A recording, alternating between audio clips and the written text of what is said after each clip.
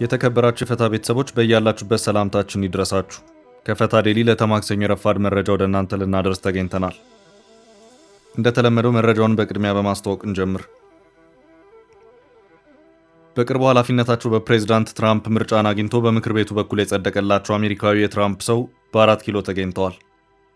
በዚሁ ዙሪያ ጥንቅራችን የሚያደርሳችሁ መረጃ አለ። በኢትዮጵያ የተከሰተው የእሳተ ገሞራ ፍንዳታ ከፊል እስያን እያስጨነቀ ነው። ማስጠንቀቂያዎች እየወጡ ነው። እሳተ ገሞራው የተፋው አደገኛ መርዛማ ውህድ ኬሚካል የመንን፣ ጅቡቲን፣ ኦማንን አቋርጦ በአቡዳቢ በኩል ወደ ህንድ እየገሰገሰ መሆኑ ተረጋግጧል። ህንድ በተጠንቀቅ ላይ ነኝ ብላለች። በረራዎችን በተመለከተ ጥብቅ ማስጠንቀቂያም እየተሰጠ ነው።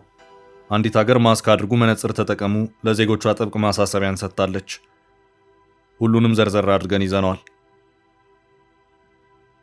አልጀዚራ ተጠባቂው ቃለ ምልልስን በተመለከተ ይፋ ያደረገው ተንቀሳቃሽ ምስል ከፍተኛ ትኩረት ስቧል። የቀድሞ የትግራይ ክልል ጊዜያዊ አስተዳደር ፕሬዝዳንትና የጠቅላይ ሚኒስትሩ አማካሪ አቶ ጌታቸው ረዳ ከሞጋቹ ጋዜጠኛ ጋር ፊት ለፊት ሞቅ ባለ ክርክር ውስጥ ተስተውለዋል። በሰሜኑ ጦርነት ወቅት አቶ ጌታቸው ረዳ ጠቅላይ ሚኒስትር አብይ አህመድ ላይ ያቀረቡት ክስ በዋነኛነት የዚሁ የጦፈ ክርክር ማዕከል ሆኗል።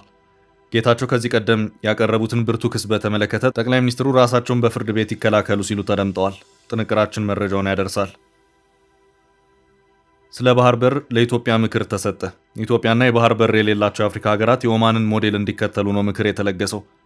ኦማን ከጦርነት ማስፈራሪያ ከኃይል እርምጃ ይልቅ የኔን ፈለግ ተከተሉ ስትል ኢትዮጵያና መሰሎቿን መክራለች። ኢትዮጵያ እንድትከተለው የተጠቆመችው የኦማን ሞዴል ምንድን ነው? መልሱን ከጥንቅራችን ያገኛሉ። እስያዊቱ ሀገር በምስራቅ አፍሪካ የመጀመሪያዋን ኤምባሲ በኢትዮጵያ ልትከፍት መሆኑን ይፋ አድርጋለች። ይህ ይፋ የሆነው የሀገሪቱ መሪ በአዲስ አበባ ከጠቅላይ ሚኒስትር አብይ አህመድ ጋር ከመከሩ በኋላ ነው። ጥንቅራችን መረጃውን ያደርሳል። ሶማሊላንድ ከሰሞኑ በርካታ አውሮፕላኖችን እየመለሰችና የበረራ መስመራቸውን እያስቀየረች መሆኑ ተነገረ። ራስ ገዟ ከሞቃዲሾ ጋር የገባችበት ውዝግብ ለድርጊቷ ምክንያት ነው ተብሏል። ጉዳዩ የኢትዮጵያ አየር መንገድና ፍላይ ዱባይን የሚመለከት ሆኖም ተገኝቷል። አጠር ያለ ዘገባ ይዘናል። የልዕለ ኃያላኑ ሀገራት መሪዎች መክረዋል። ትራምፕና ዢ ከዚህ ውይይታቸው በኋላ የአሜሪካው ፕሬዝዳንት ወደ ቻይና ለመጓዝ ቀጠሮ መያዛቸው ተሰምቷል። አጠር ያለ መረጃ እናደርሳለን። እስከ ፍጻሜው አብራችሁን ቆዩ። የምንለቃቸው ዕለታዊ ትኩስ ዜናዎች እንዲደርሷችሁ ላይክ፣ ሼር፣ ሰብስክራይብ ማድረግ እንዳትረሱ።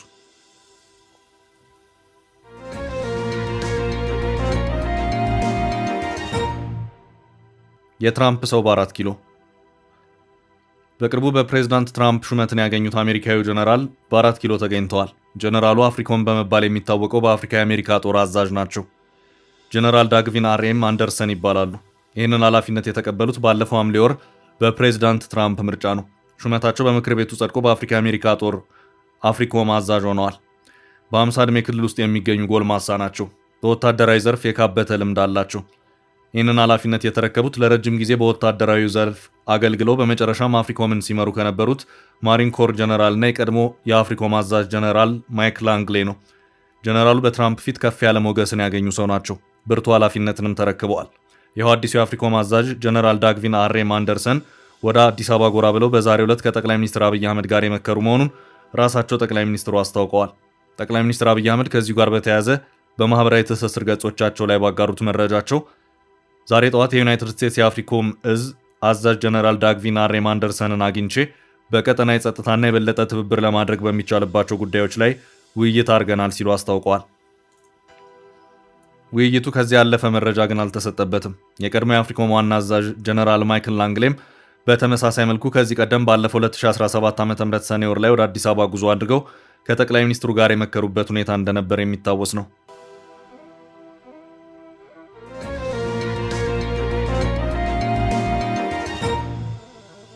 በቀጣይ መረጃችን ጠቅላይ ሚኒስትሩ ራሳቸውን ይከላከሉ፣ ጌታቸው በአልጀዚራ። አልጀዚራ ተጠባቂው ቃለ ምልልስን በተመለከተ ይፋ ያደረገው ተንቀሳቃሽ ምስል ከፍተኛ ትኩረት ስቧል።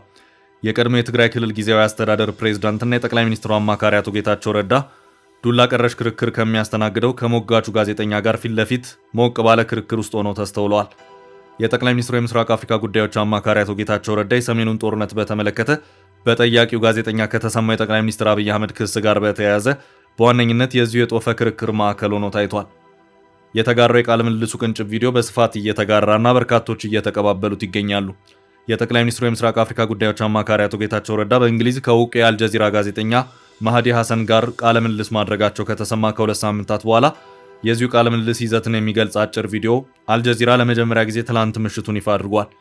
በዚሁ ቅንጭብ ቪዲዮ ላይ በዋነኝነት ጋዜጠኛው አቶ ጌታቸው ረዳ ጠቅላይ ሚኒስትር አብይ አህመድ ላይ በሰሜኑ ጦርነት ወቅት ያቀረቡትን ውንጀላ በተመለከተ ሲሞግታቸው ተስተውለዋል። ጋዜጠኛ ማህዲ ሐሰን ጠቅላይ ሚኒስትር አብይ አህመድ በትግራይ ዘር ማጥፋት ወንጀል ፈጽመዋል ሲሉ ከዚህ ቀደም ከሰው ነበር። አሁን በእርሳቸው አስተዳደር ውስጥ ሹመት አግኝተዋል። እንዴት የዘር ማጥፋት ወንጀል ፈጸሙ ካሉት አካል ጋር አብረው ይሰለፋሉ ሲል ጠንካራ ጥያቄን የአልጀዚራው ጋዜጠኛ አቅርቧል። አቶ ጌታቸው ረዳ ይህን ሲመልሱም ጠቅላይ ሚኒስትሩ ላይ በወቅቱ ይህን ክስ ያሰሙት በጦርነቱ ግለት ላይ ሆነው እንደሆነ ተናግረዋል። ይህን ሲመልሱም ጋዜጠኛው በማቋረጥ ታዲያ በትግራይ ዘር ማጥፋት አልተፈጸመም እያሉ ነው ሲል አስከትሎ ጥያቄ ሰንዝሯል። ጌታቸው በትግራይ ሁሉም አይነት አስከፊ ወንጀሎች ተፈጽመዋል፣ የዘር ማጽዳትና የዘር ጭፍጨፋ ዋነኛው ነው ሲሉ ተናግረዋል። በዚህ ሂደት ከዚህ ቀደም በአደባባይ ጠቅላይ ሚኒስትሩ እጅ አለበት ሲሉ ተናግረው ነበር ሲል ያቋረጣቸው ጋዜጠኛው ጠቅላይ ሚኒስትሩ ተጠያቂ ናቸው አይደለም የሚለውን ይመልሱ ሲል ሞግቷቸዋል። አቶ ጌታቸው ረዳ ጠቅላይ ሚኒስትር አብይ አህመድ ይህን ፈጽመዋል ብዬ መፍረድ አልችልም፣ ራሳቸውን በሚዲያ ላይም በፍርድ ቤት ሊከላከሉ ይችላሉ ሲሉ አቶ ጌታቸው ረዳ አጽንኦት ሰጥተው ተናግረዋል። በጦርነቱ ወቅት በርካታ ተዋናዮች እንደነበሩ ያነሱት አቶ ጌታቸው ረዳ በዚሁ ዘር ማጥፋት ሲሉ በገለጹት ወንጀል ተሳታፊዎች ብዙ ናቸው ሲሉ ተናግረዋል። ጋዜጠኛው ጦርነቱ ላይ ጠቅላይ ሚኒስትር አብይ አህመድ እጃቸው የለበትም ሲል ጥያቄውን አቅርቧል። አቶ ጌታቸው ረዳ ሲመልሱም ጦርነቱ የተመራው በጠቅላይ ሚኒስትሩ ነው ሲሉ ገልጸዋል። አቶ ጌታቸው ረዳ ጠበቃ መሆናቸውን በማንሳት ጠቅላይ ሚኒስትር አብይ አህመድ ይህን ጉዳይ በሕግ አሊያም በሚዲያው ቀርበው ራሳቸውን ሊከላከሉበት ይችላሉ ሲሉ ተናግረዋል። ጌታቸው ረዳ አክሎም ጠቅላይ ሚኒስትር አብይ አህመድ ከስልጣን በፊት የቅርብ ጓደኛቸው እንደነበሩ ጠቅሰዋል። በጦርነቱ የተፈጠረው ልዩነት ታድሶ አሁን ላይ በጥሩ ወዳጅነታቸው እንደቀጠሉ የቀድሞ የትግራይ ክልል ጊዜያዊ አስተዳደር ፕሬዝዳንትና የጠቅላይ ሚኒስትሩ አማካሪ አቶ ጌታቸው ረዳ አመልክተዋል።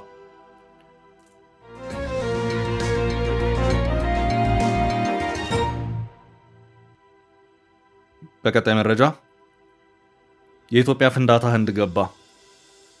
ባሳለፍነው እሁድ ህዳር 14 ቀን 2018 ዓ.ም በኢትዮጵያ አፋር ክልል ኤርታሌ አካባቢ የተከሰተው ድንገተኛ የእሳተ ገሞራ ፍንዳታ ከፊል የእስያን ክፍል ስጋት ላይ ጥሏል። ይህ አደገኛ መርዛማ ውህድ ኬሚካልን ይዟል የተባለው ጭጋጋማ ጭስ የመንን፣ ጅቡቲን፣ ኦማንን አልፎ ወደ ህንድ እየገሰገሰ ነው። ቀጣይ መዳረሻዎቹም ፓኪስታንና ኢራን ሊሆኑ ይችላልም እየተባለ ይገኛል። ይኸው መርዛማ ውህድ ወደ ግዛቷ እየገሰገሰ መሆኑን የተረዳችው ህንድ በተጠንቀቅ ላይ ናት። በዚህም የፍንዳታ ጭስ ቀይ ባህርን በመሻገር የመንን አዳርሶ ኦማን ገብቶ በአሁኑ ሰዓት ደግሞ ወደ ህንድ እያመራ በመሆኑ ህንድ በተጠንቀቅ ላይ ሆኜ ሁኔታውን በቅርበት እየተከታተልኩ ነው ስትል አስታውቃለች። ይኸው አደገኛ መርዛማ ኬሚካልን በውስጡ ይዞ ከአየሩ ጋር እየነፈሰ ወደ ህንድ በመክነፍ ላይ ያለው የቅልጥ አለት የአመድ ብናኝ ለሰው ልጅ ጤንነት እጅግ አደገኛ ነው የተባለውን ሰልፈር ዳይኦክሳይድ የተባለ ውህድን እንደያዘም የመረጃው ምንጭ የሆነው ኢንዲያን ታይምስ ባሰራጨው ዘገባ አመላክቷል። ኢንዲያን ታይምስ በዚሁ ዘገባውም ይኸው ከኢትዮጵያ የተነሳው የቅልጥ አለት የአመድ ብናኝ ዴልሂና ጃይፐር ወደሚባሉት የህንድ ከተሞች በፍጥነት እየገሰገሰ መሆኑን አስታውቋል። ኦማን ይኸው የእሳተ ገሞራ ጭስ ብናኝ በዜጎች ላይ ጤንነት ችግርን ሊያስከትል ይችላል በሚል ስጋት ጊዜያዊ አካባቢ ጥበቃ ምርመራ ጣቢያዎችን በማቋቋም የአየሩን የናሙና ጥናት እያካሄደች መሆኑን በትላንትናው ዕለት ያሳወቀች መሆኑ የሚታወስ ነው። አሁን ደግሞ ተራው የህንድ ሆኗል። ሰልፈር ዳይኦክሳይድ በአንድ ጊዜ አየርን የመበከል አቅሙ ከፍተኛ መሆኑን በባለሙያዎች እየተመለከተ ሲሆን በሰዎች የመተንፈሻ አካል ጉዳትን የማስከተል አሉታዊ የጤንነት ተጽዕኖም ከባድ መሆኑን የጤና ባለሙያዎች ይናገራሉ። በዚህም አየር መንገዶችም ጭምር የጭሱ ብናኝ አየሩን በያዘባቸው መስመሮች በረራቸውን ቀሪ አድርገው ሌሎች መስመሮችን መከተል ግድ እያላቸው መሆኑንም ይሄው የኢንዲያን ታይምስ ዘገባ አክሎ አመላክቷል። ዘገባው በትላንትናው ዕለት ከአቡዳቢ የተነሱ አውሮፕላኖች የጉዞ መስመራቸውን መቀየር ግድ እንዳላቸውም በማሳያነት ጠቅሷል። የዓለም አቀፍ የበረራ ምክረ ሀሳቦችና የደህንነት ፕሮቶኮሎች ኢንተርናሽናል አቪዬሽን አድቫይዘሪ ኤንድ ሴፍቲ ፕሮቶኮልስ መጠበቅ አለባቸው በሚልም ከዚሁ የእሳተ ገሞራ አደገኛ መርዛማ ጭስ ጋር በተያያዘ ከአቡዳቢ የሚነሱ አውሮፕላኖች ከመነሳታቸው በፊት ከፍ ያለ ጥንቃቄን እንዲያደርጉም እየተደረገ መሆኑን በዚሁ በኢንዲያን ታይምስ ዘገባ ላይ ተመልክቷል። ይሁን በአሁኑ ሰዓት ዓለምን ጉድ ያስባለው የአፋሩ ድንገተኛ የእሳተ ገሞራ ፍንዳታ በቀጣይም ይቀጥል ወይም በዚሁ ያብቃ የታወቀ ነገር የለም። ክስተቱ ከ10,000 እስከ 12,000 ባሉት ዓመታት ውስጥ የተፈጠረ መሆኑንም የከርሰ ምድር አጥኚ የሆኑ የዘርፉ ባለሙያዎች እየተናገሩ ይገኛሉ። ከሁሉም በላይ በከፍተኛ የእሳተ ገሞራው ጭስ የታፈነችው ከቀይ ባህር ማዶ የምትገኘው የመን ለዜጎቿ እጅግ ጥብቅ የሚባል ማሳሰቢያ ሰጥታለች። የመን የፍንዳታው ማዕከል ከሆነው አፋር ኤርታሌ ቀይ ባህር ማዶ ላይ የምትገኝ ቅርብ አገር ናት። በዚህም የየመን ሜትሮሎጂ ኤጀንሲ ባወጣው ጥብቅ ማስጠንቀቂያ ዜጎች ራሳቸውን ከዚሁ መርዛማ የአመድ ብናኝ ለመከላከል በቤታቸው ቆይታን እንዲያደርጉ፣ ከወጡም መላ አካላቸውን በሚሸፍን መልኩ አለባበሳቸውን እንዲያስተካክሉ፣ መነጽሮችን እንዲጠቀሙ፣ ማስክ እንዲያደርጉና ተጋላጭ የሆኑ ክፍት ውሃዎችን ጭምር እንዲሸፍኑም አጥብቆ አሳስቧል።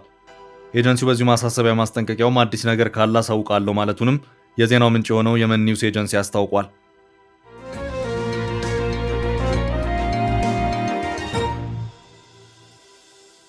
በቀጣይ ርዕስ ስለ ባህር በር ለኢትዮጵያ የተሰጠ ምክር። የኢትዮጵያ የባህር በር አክሰስ ፍላጎት ከሁሉም የጎረቤት ሀገራት መልካም ያልሆነ መልስ የተሰጠው መሆኑ ይታወቃል። ከሶማሊያ ነፃነቷን በራሱ ያወጀችው የሶማሌላንድ እሺታም ከሶማሊያ ጋር ያላተመ እንዲሁም የአፍሪካ ህብረትን ጨምሮ የአህጉሩንም ሆነ ዓለም አቀፍ ኃይሎችን የእንቢታ ከፍተኛ ተጽዕኖ ያስከተለ ነው። ኢትዮጵያ ከሶማሌላንድ የመግባቢያ ስምምነት መልስ ትኩረቷን ወደ ታሪካዊ ወደቧ አሰብ አዙራለች። የአሰብን በር የቆለፈችው ኤርትራ ግን ለንግግርም ክፍት አይደለችም። የጦርነት ጥላ በሁለቱ ሀገራት መካከል እያጠላ ባለበት በዚህ ጊዜ ከአፍሪካ ቀንድ በተቃራኒ አቅጣጫ ባህሩን ተሻግራ ከምትገኘው ሀገር ምክር ተለግሷል። ኢትዮጵያና የባህር በር የሌላቸው የአፍሪካ ሀገራት የኦማንን ሞዴል እንዲከተሉ ነው ምክር የተለገሰው። ኦማን ከጦርነት ከኃይል እርምጃ ይልቅ የኔን ፈለግ ተከተሉ ስትል ኢትዮጵያንና መሰሎቿን መክራለች። ኦማን የባህር አክሰስን የምትመለከትበት አይን ከሌሎች የባህር በር ባለቤቶች የተለየ ነው። ሀገሪቷ ከሁሉም ጋር ወዳጅና ገለልተኛ፣ ከማንም ጋር አብራ ጠላት ያለመሆን ፖሊሲ የምትከተል ሲሆን የባህር በሯን እያለማች ለሌላቸው ሀገራት ማስጠቀምን የኢኮኖሚ ስትራቴጂዋ ነው። ታዲያ የዘመናት መልካም ግንኙነት መገንባት፣ የኢንቨስትመንት አጋርነትን መመስረት እንደ አማራጭ ትመክራለች። ኢትዮጵያ የባህር በር ካላቸው ሀገራት ጋር ጠንካራ ግንኙነት መመስረት እንድታስቀድም፣ ከኃይል ይልቅ ኢንቨስትመንትን እንድታስበልጥ መክራለች። ሀገሪቷ ሙሉ በሙሉ የምትቆጣጠረው የባህር በር ከመፈለግ ይልቅ ስምምነትን፣ ኪራይን ወደ ማበልጸግን ታስቀድም ስትል ነው የመከረችው። ኦማን የባህር በር የሌላቸው አፍሪካ ሀገራት ተስማሚ የመጓጓዣ አማራጮችን፣ የወደብ መዳረሻና የንግድ ስምምነቶች ላይ መደራደርን እንዲያስቀድሙ መክራለች። ኦማን 3165 ኪሎ ሜትር የባህር ሰርጥ ያላት ሀገር ስትሆን በአረቢያ ባህር፣ በኦማን ገልፍና በሆርሙዝ ወሽመጥ አክሰስ ያላት ናት። ከ3 በላይ ግዙፍ ወደቦች ያላት ኦማን ለበርካታ ሀገራት የባህር በር መውጫ የንግድ ወደቦችን ኪራይ የምትሰጥ ናት።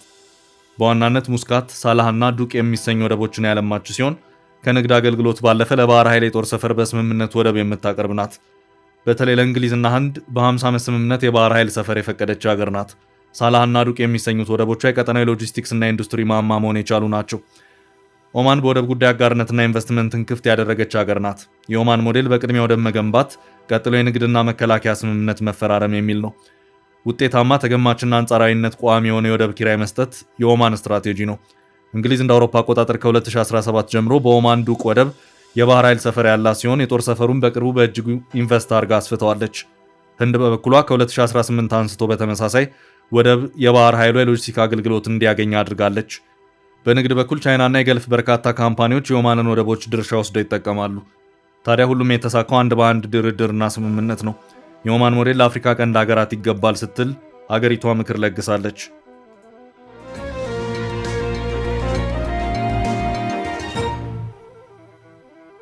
በቀጣይ ርዕስ የጠቅላዩ እንግዳ ትልቅ ውሳኔ። እስያዊቱ ሀገር በምስራቅ አፍሪካ የመጀመሪያዋን ኤምባሲ በኢትዮጵያ ልትከፍት መሆኗን ይፋ አድርጋለች። ይህ ይፋ የሆነ የሀገሪቱ መሪ በአዲስ አበባ ከጠቅላይ ሚኒስትር አብይ አህመድ ጋር ከመከሩ በኋላ ነው። የሲንጋፖር ጠቅላይ ሚኒስትር ሎረንስ ዋንግ አዲሱ ኤምባሲ ሲንጋፖር ከኢትዮጵያ ጋር ለምታደርገው አጋርነት ቁርጠኛ እንደሆነች እንዲሁም በሀገሪቱ ስትራቴጂ አስፈላጊነትና እምቅ አቅም እምነት እንዳላት ተጨባጭ ማሳያ ነው ብለዋል። አዲስ አበባ መገኘታችን ከአፍሪካ ህብረት ጋር በተሻለ ሁኔታ ግንኙነት እንድንፈጥር፣ ስለ አፍሪካ ያለንን ግንዛቤ እንድናሰፋና አዳዲስ የትብብር ዘርፎችን እንድንቃኝ ያስችለናል ብለዋል። እንደ አውሮፓውያን አቆጣጠር በ2027 ይከፈታል ተብሎ የሚጠበቀው ኤምባሲ ለሲንጋፖር ከግብፅና ደቡብ አፍሪካ ቀጥሎ በአህጉሪቱ ሶስተኛ የዲፕሎማሲ ቢሮ ይሆናል። ጠቅላይ ሚኒስትር ላውረንስ ከጠቅላይ ሚኒስትር አብይ አህመድ ጋር በጋራ በሰጡት ጋዜጣዊ መግለጫ ለተደረገላቸው ደማቅ አቀባበል ምስጋና አቅርበዋል። ጠቅላይ ሚኒስትር አብይ አህመድ ባለፈው ዓመት የሁለቱ ሀገራትን 55ኛ ዓመት ዲፕሎማሲያዊ ግንኙነት አስመልክተው በሀገራቸው ጉብኝት ማድረጋቸውን አስታውቀዋል። በኢትዮጵያ ያደረጉት የሥራ ጉብኝት በአፍሪካ ሀገር የመጀመሪያ የሁለትዮሽ ግንኙነት ጉብኝታቸው መሆኑን ነው ጠቅላይ ሚኒስትሩ የጠቀሱት። ጠቅላይ ሚኒስትሩ ሲንጋፖር በኢትዮጵያ የምከፍተው ኤምባሲ በአፍሪካ ሶስተኛዋና በምስራቅ አፍሪካ የመጀመሪያዋ እንደሆነ ጠቅላይ ሚኒስትር ሎረንስ ዋንግ ሰኞ ዕለት አስታውቀዋል። ሲንጋፖር በዓለም ላይ በአቪዬሽንና በወደብ ልማት ልህቀት የምትታወቅ ሀገር ነች።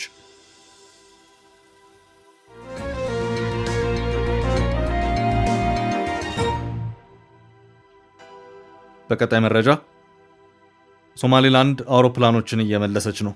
በርካቶች በግዛቷ ላይ እንዳይበሩ ተከልክለዋል።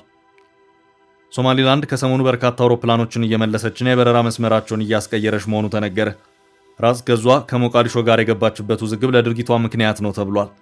ሀርጌሳ የአየር ክልሏን ከሞቃዲሾ ተጽዕኖና ትዕዛዝ ውጪ በራሷ ቁጥጥር ስር ለመምራት መቁረጧን የታየው የግዛቷን ፍቃድ የማያከብሩና ፍቃድ በቅድሚያ ያልጠየቁ በረራዎች በሙሉ እንዲመለሱ ተደርገዋል። ሶማሌላንድ በወሩ አጋማሽ ጀምሮ እንደ አዲስ ያወጣችውና እያስፈጸመች ባለው የአየር ቁጥጥር ፖሊሲ የተነሳ በርካታ የአየር በረራዎች ተስተጓጉለዋል። የሶማሊያን ኤሌክትሮኒክስ ቪዛ ኢቪዛ የሚያስፈጽሙ አየር መንገዶች በሙሉ ወደ ግዛቷ እንዳይመጡ በግዛቷ አየር ላይ አልፈው እንዳይበሩ አግዳለች። ከሰሞኑ በተለይ ወደ ጅቡቲና ኢትዮጵያ የሚያመሩ በረራዎች መንገዳቸውን እንዲቀይሩ አሊያም እንዲመለሱ መገደዳቸውን የተዘገበው ለሶማሌላንድ በቅድሚያ የበረራ ፍቃድ ያላስገቡ አየር በረራዎች አሁንና ማረጋገጫ ባለማግኘት የተነሳ መንገዳቸውን ለመቀየር ተገደዋል ተብሏል። የሶማሌላንድ ሲቪል አቪዬሽን ባለስልጣን ወደ 90 የሚጠጉ አውሮፕላኖች የሶማሌላንድን አየር እንደሚጠቀሙ የገለጸ ሲሆን ከነዚህ ውስጥ 40 በመቶ የሚሆኑት ሀርጌሳ ያወጣችውን በቅድሚያ የማሳወቅ ግዴታ ተግብረዋል።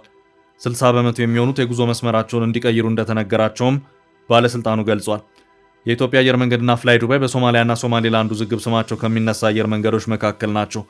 የኢትዮጵያ አየር መንገድ በቅድሚያ የሶማሊያን አዲስ ኢቪዛ ፖሊሲ ያስፈጸመ ሲሆን በኋላ ላይ ወደ ሀርጌሳ ለሚበሩ በሶማሌላንድ የሚሰጠውን የመዳረሻ ቪዛ እንዲጠቀሙ ፈቅዷል። ፍላይ ዱባይ ተመሳሳይ አካሄድ ተከትሏል። ሶማሊያ በበኩሏ በሶማሊያ አየር ክልል ለመንቀሳቀስ ፍቃድ የመስጠት ስልጣኑ የሞቃዲሾ ብቻ መሆኑን አንስታ አየር መንገዶችን አስጠንቅቃለች።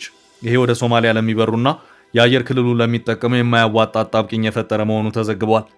ሶማሌላንድ የአየር ክልሏን ከመቆጣጠር በተጨማሪ ከሶማሊያ ወደ ግዛቷ በሚገቡ ላይ እገዳ የጣለች ሲሆን ሶማሊያ የትኛውን መታወቂያ ወይም መለያ በግዛቷ እንዳይሰራ አድርጋለች።